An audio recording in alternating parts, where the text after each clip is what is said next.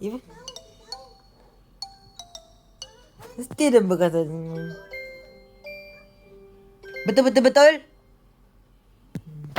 Lagi, yang paling penting, apa?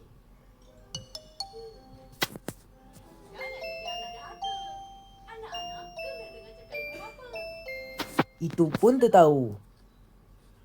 Alah kan ni. Mana Ipi tahu? Kalau tak tahu, maknanya Ipi tak faham apa ni baca.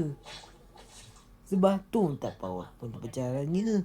Jadi tak payah susah baca buku. Sia-sia je. Ros.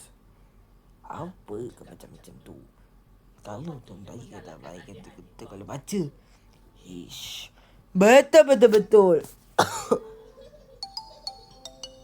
Segar. Ni kemana baca cerita? Denaya. Pada zaman dahulu,